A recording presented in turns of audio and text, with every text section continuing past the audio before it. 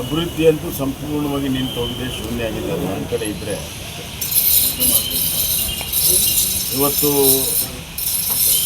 ಅಧಿಕಾರಿಗಳ ವರ್ಗಾವಣೆಯಲ್ಲಿ ಬಹಳ ದೊಡ್ಡ ಭ್ರಷ್ಟಾಚಾರ ನಡೆದಿದೆ. ಅದು ಸ್ಥಳೀಯ ಮಟ್ಟದಿಂದ ಹಿಡಿದು ರಾಜ್ಯ ಮಟ್ಟದ ಅಧಿಕಾರಿಗಳಲ್ಲಿ ಭಾಳಷ್ಟು ಭ್ರಷ್ಟಾಚಾರ ವ್ಯವಹಾರ ನಡೆದಿದೆ.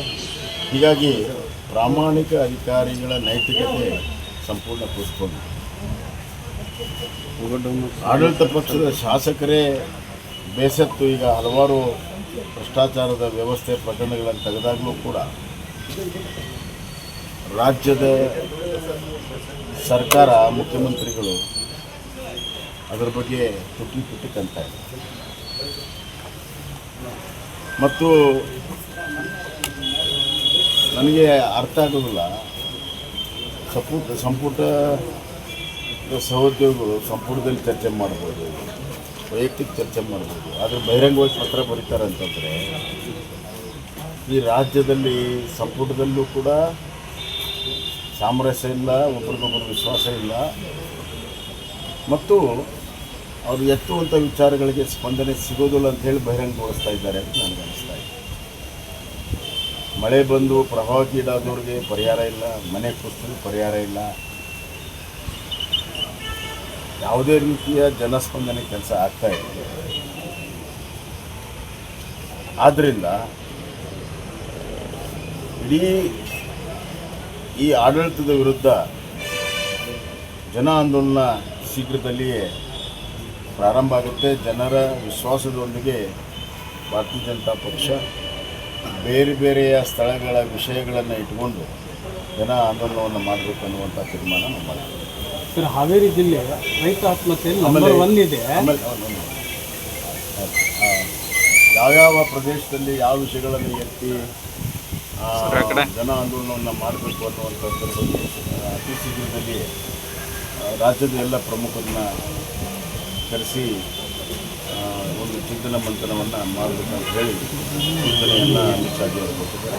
ಆ ಪ್ರಕಾರ ನಮ್ಮ ರಾಜ್ಯ BJP ಘಟಕ, ನಮ್ಮ ಅಧ್ಯಕ್ಷರು ಮತ್ತು ವಿರೋಧ ಪಕ್ಷ ನಾಯಕರು ಎಲ್ಲರೂ ಸೇರಿ ಅದರ ಬಗ್ಗೆ ನಾವು ಒಂದು ಶೀಘ್ರವೇ ಸಭೆಯನ್ನು ಮಾಡಿದ್ದೀವಿ. ಸರ್, ರಾಜು ಕಾಗೆ ಅವರು ಸರ ಗಂಭೀರ ಆರೋಪ ಮಾಡಿರುವಂಥದ್ದು ಅಂದರೆ ವರ್ಕ್ ಆರ್ಡರ್ಗೆ ವರ್ಕ್ ಆರ್ಡರ್ ಕೊಡ್ಬೋದು. ನೀವು ನೋಡಿರಿ, ಒಂದು ಕೆಲಸ PWD ಗುತ್ತಿಗೆದಾರರು ಕಂಪ್ಲೇಂಟ್ ಮಾಡಿದ್ರು, ಸಿಕ್ಕಾಪಟ್ಟೆ ಲಂಚ ಆಗಿದೆ, ಎಲ್ಲ ಸೇರಿದರೆ 50% 60% ಆಗ್ತದೆ ಅಂತ ಅವ್ರು ಮಾಡಿದ್ರು. ಅದು ಒಂದು ಕಡೆ. ಈ ಲಿಕ್ಕರ್ ಶಾಪಿನ ಅಸೋಸಿಯೇಷನ್ದವರು ಸಿಕ್ಕಾಪಟ್ಟೆ ಹ್ಯಾರಾಸ್ಮೆಂಟ್ ಇದೆ, ಒಂದು ಲೈಸೆನ್ಸ್ ಇದೆ, ಎಷ್ಟಿದೆ, ಅವ್ರ ಮತ್ತು ಒಬ್ಬ ಅಧಿಕಾರಿ ಟ್ರಾನ್ಸ್ಫರ್ ಮಾಡಬೇಕಾದ್ರೂ ಕೂಡ ಹಣ ವಸೂಲು ಮಾಡ್ತಾರೆ, ಡೈಲಿನೂ ಹಣ ವಸೂಲು ಮಾಡ್ತಾರೆ ಅನ್ನುವಂಥದ್ದು ಅವ್ರ ಕಂಪ್ಲೇಂಟ್. KEB ಕಾಂಟ್ರಾಕ್ಟರು ಅವರು ಕೂಡ ಈ ಸ್ಮಾರ್ಟ್ ಮೀಟ್ರಲ್ಲಿ ಎಷ್ಟು ದುಡ್ಡು ತಿಂತಾ ಇದ್ದಾರೆ, ಜನರ ಮೇಲೆ ಹಾಕಿ 500-600 ರೂಪಾಯಿ ಇದ್ದು 4,000-5,000 ರೂಪಾಯಿ ದುಡ್ಡು ಮಾಡ್ತಾ ಇದ್ದಾರೆ ಅಂತೇಳಿ ಅಸೋಸಿಯೇಷನ್ದವರೇ ಮಾಡಿದ್ದಾರೆ. ಎಲ್ಲ ಅಸೋಸಿಯೇಷನ್ದವರು ಇವತ್ತು ಲಂಚ ಅವತಾರವನ್ನು ಬಹಿರಂಗಗೊಳಿಸಿದ್ರು ಕೂಡ ಈ ಸರ್ಕಾರ ಇವತ್ತು ನಾಚಿಕೆಗೆಟ್ಟು ಅದರ ಬಗ್ಗೆ ಯಾವುದೇ ರೀತಿಯ ಸ್ಪಂದನೆ ಮಾಡೋದಕ್ಕಿಲ್ಲ. ಎಲ್ಲರೂ ಕೂಡ ಇದರ ಭಾಗಿಯಾಗಿದ್ದಾರೆ ಅಂತ ಸ್ಪಷ್ಟ. ರೈತ ಆತ್ಮಹತ್ಯೆಯಲ್ಲಿ ಹಾವೇರಿ ಜಿಲ್ಲೆ ನಂಬರ್ 1 ಇದೆ. ನಿನ್ನೆ ಮಾಧ್ಯಮದವರು ಪ್ರಶ್ನೆ ಮಾಡಿದ್ರೆ ನಾ ಬರೋಕ್ಕಿಂತ ಮೊದಲೇ ಇತ್ತು ಅನ್ನುವಂಥ ನಿಟ್ಟಿನಲ್ಲಿ ಹೇಳ್ತಾರೆ. ಜೊತೆಗೆ ಅದನ್ನು ಪರಿಶೀಲನೆ ಮಾಡಬೇಕು, ಅಂದರೆ ಬೇರೆ ರೀತಿಯ ಆತ್ಮಹತ್ಯೆ ಆಗಿದ್ದು ರೈತ ಆತ್ಮಹತ್ಯೆ ಮಾಡ್ಕೊತಾ ಇದ್ದಾರೆ ಅನ್ನೋ ಒಂದು ಲೆಕ್ಕದಲ್ಲಿ ಉಸ್ತುವಾರಿ ಮಿನಿಸ್ಟರ್ ಹೇಳ್ತಾರೆ. ಅಲ್ಲ, ಅದು ಪರಿಶೀಲನೆ ಮಾಡುವಂಥದ್ದು ಒಂದು ವ್ಯವಸ್ಥೆನೇ ಇದೆ.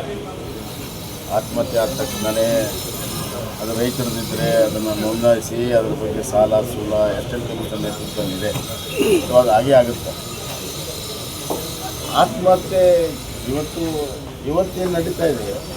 ಹೆಚ್ಚಿನ ವಿಡಿಯೋಗಳಿಗೆ ಪ್ರತಿಧ್ವನಿ ಯೂಟ್ಯೂಬ್ ಚಾನೆಲ್ ಸಬ್ಸ್ಕ್ರೈಬ್ ಮಾಡಿ, ಬೆಲ್ ಐಕಾನ್ ಕ್ಲಿಕ್ ಮಾಡಿ.